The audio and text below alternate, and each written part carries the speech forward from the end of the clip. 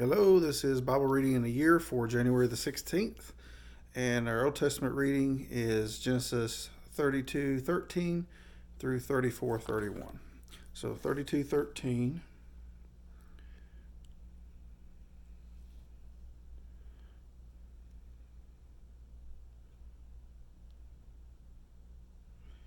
So he spent the night there.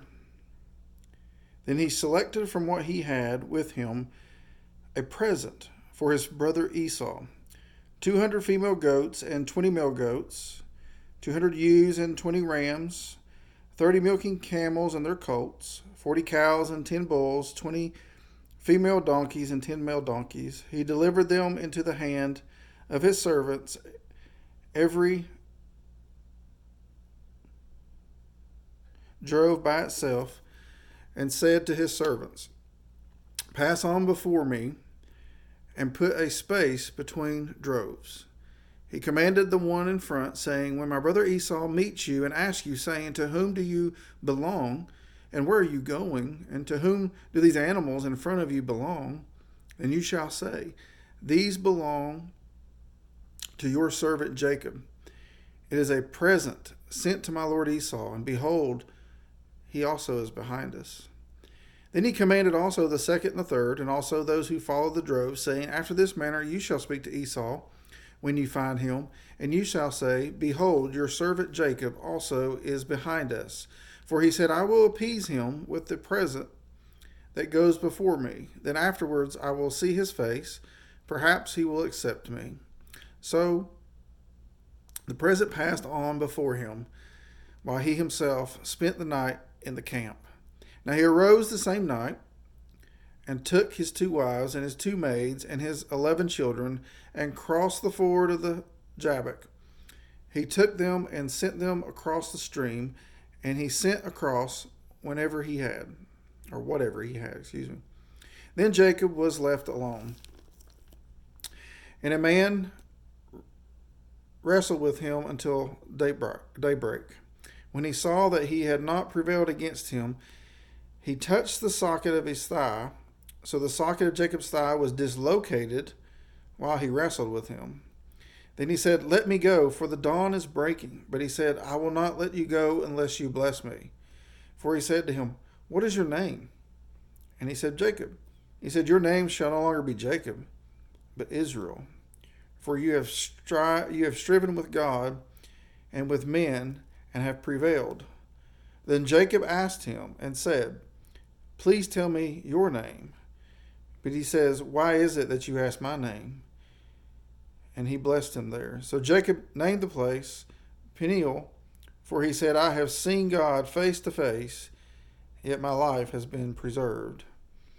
Now the sun rose upon him just as he crossed over Peniel, and he was limping on his thigh. Therefore to this day the sons of Israel do not eat the sinew of the hip, which is on the socket of the thigh, because he touched the socket of Jacob's thigh in the sinew of his hip. Chapter 33. Then Jacob lifted his eyes and looked, and behold, Esau was coming, and 400 men with him. So he divided the children among Leah and Rachel and the 2 maids. He put the maids and their children in front, and Leah and her children next, and Rachel and Joseph last. But he himself passed on ahead of them, and bowed down to the ground 7 times until he came near to his brother. Then Esau ran to meet him and embraced him, and fell on his neck and kissed him, and they wept. He lifted his eyes and saw the women and the children, and said, "Who are these with you?" So he said, "The children whom God has graciously given your servant." Then the maids came near with her children, and they bowed down. Leah likewise came near with her children, and they bowed down. And afterwards Joseph came near with Rachel, and they bowed down. And he said, "What do you mean by all this company which I have met?" And he said, "To find favor in the sight of my Lord." But Esau said, "I have plenty, my brother. Let what you have be your own." Jacob said, "No, please, if now I have found favor in your sight, then take my present from my hand, for I see your face as one who sees the face of God, and you have received me favorably.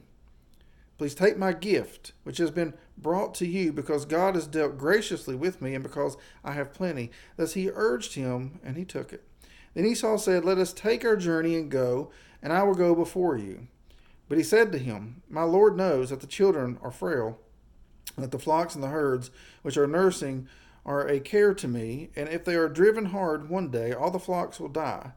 Please let my Lord pass on before the servant, and I will proceed at my leisure, according to the pace of the cattle that are before me, and according to the pace of the children, until I come to my Lord at Seir." Esau said, "Please let me leave with you some of the people who are with me." But he said, "What need is there? Let me find favor in the sight of my Lord." So Esau returned that day as he went on his way to Seir. Jacob journeyed to Succoth and built for himself a house and made booths for it for his livestock. Therefore the place is called Succoth. Now Jacob came safely to the city of Shechem, which is in the land of Canaan, which he came from Padan Aram and camped before the city. He bought the piece of land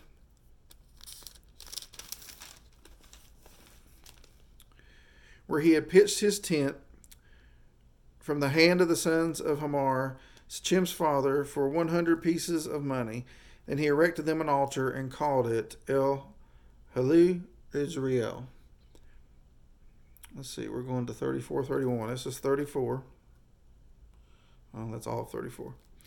Now Dinah, the daughter of Leah, whom she had been born to Jacob, went out to visit the daughters of the land. When Shechem, the son of Hamor the Hivite, the prince of the land, saw her, he took her and lay with her by force.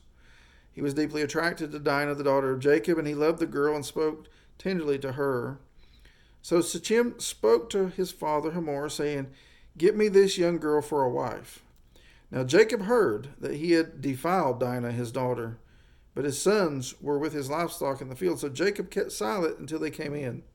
Then Hamor, the father of Shechem, went out to Jacob to speak with him. Now the sons of Jacob came in from the field when they heard it.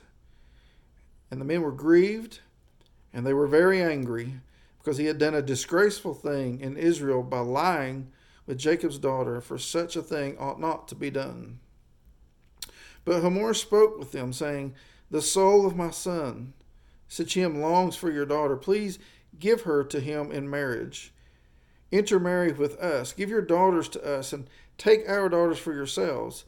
Thus you shall live with us, and the land shall be open before you. Live and trade in it, and acquire property in it."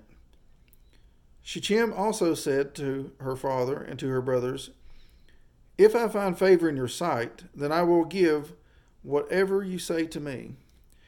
Ask me whatever so much bridal payment and gift, and I will give according to as you say to me. But give me the girl in marriage." But Jacob's son answered Shechem and his father Hamor with deceit, because he had defiled Dinah, their sister. They said to them, "We cannot do this thing, to give our sister to one who is uncircumcised, for that would be a disgrace to us. Only on this condition will we consent to you, if you will become like us, and that every male of you be circumcised.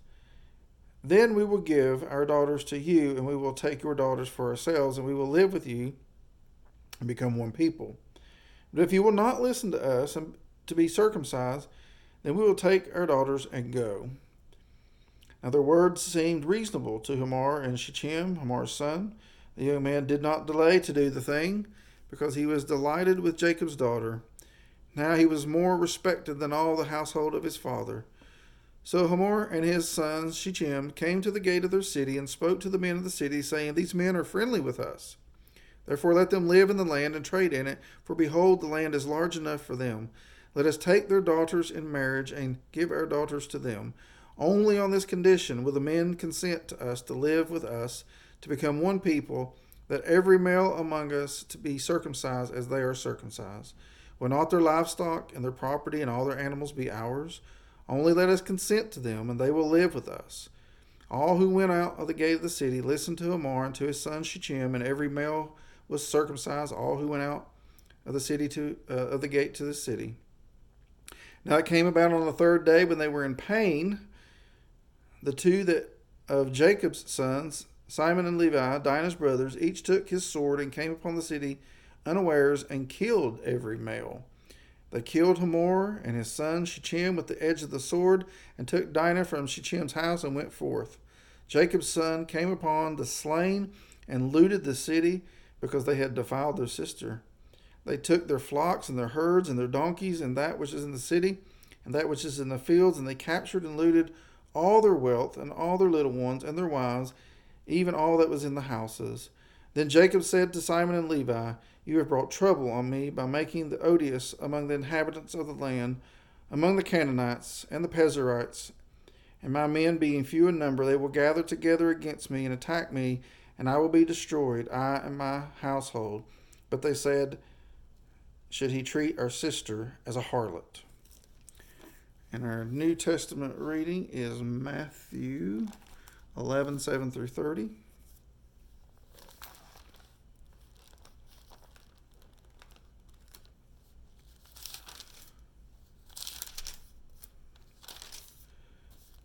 Matthew 11, 7 through 30. As these men were going away, Jesus began to speak to the crowds about John. "What did you go out into the wilderness to see? A reed shaken by the wind? But what did you go out to see? A man dressed in soft clothing? Those who wear soft clothing are in kings' palaces. But what did you go out to see? A prophet? Yes, I tell you, and one who is more than a prophet. This is the one about whom it is written, 'Behold, I send my messenger ahead of you, who will prepare your way before you.' Truly I say to you, among those born of women, there has not arisen anyone greater than John the Baptist. Yet the one who is least in the kingdom of heaven is greater than he. From the days of John the Baptist until now, the kingdom of heaven suffers violence, and violent men take it by force. For all the prophets and the law prophesied until John. And if you are willing to accept it, John himself is Elijah who was to come. He who has ears to hear, let him hear." Going to 30. "But to what shall I compare this generation? Is it like children sitting in the marketplaces who call out to the other children and say, 'We played the flute for you, and you did not dance. We sang a dirge, and you did not mourn. For John came neither eating nor drinking, and they say he has a demon. The Son of Man came eating and drinking, and they say, Behold, a gluttonous man and a drunkard, a friend of tax collectors and sinners. Yes, wisdom is vindicated by her deeds.' And he began to denounce the cities in which most of his miracles were done, because they did not repent. 'Woe to you, Chorazin! Woe to you, Bethsaida! For it is miracles have occurred in Tyre and Sidon, which occurred in you. They would have had repented long ago in sackcloth and ashes. Nevertheless, I say to you, it will be more tolerable for Tyre and Sidon in the day of judgment than for you. And you, Capernaum, will not be exalted to heaven, will you? You will descend into Hades. For if the miracles had occurred in Sodom, which occurred in you, it would have remained to this day. Nevertheless, I say to you that it will be more tolerable for the land of Sodom in the day of judgment than for you." At that time Jesus said, "I praise you, Father, Lord of heaven and earth, that you have hidden these things from the wise and intelligent, and have revealed them to infants. Yes, Father, for this way was well pleasing in your sight. All things have been handed over to me by the Father, and no one knows the Son except the Father, nor does anyone know the Father except the Son, and anyone to whom the Son wills to reveal in him. Come to me, all you who are weary and heavy laden, and I will give you rest. Take my yoke upon you and learn from me, for I am gentle and humble in heart, and you will find rest for your souls, for my yoke is easy and my burden is light." All right, Psalm 14. Psalm 14, verses 1 through 7. "The fool has said in his heart, there is no God. They are corrupt. They have committed abominable deeds. There is no one who does good. The Lord has looked down from heaven upon the sons of men to see if there were any who understand, who seek after God. They've all turned aside. Together they have become corrupt. There is no one who does good, no, not even one. Do all the workers of wickedness not know, who eat up my people as they eat bread, and do not call upon the Lord? There they are in great dread, for God is with the righteous generation. You would put to shame the counsel of the afflicted, but the Lord is his refuge. Oh, that the salvation of Israel would come out of Zion. When the Lord restores his captive people, Jacob will rejoice. Israel will be glad.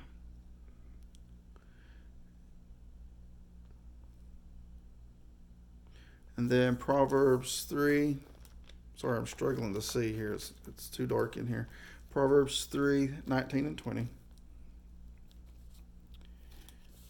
The Lord by wisdom founded the earth. By understanding he established the heavens. By his knowledge the deeps were broken up, and the skies drip with dew.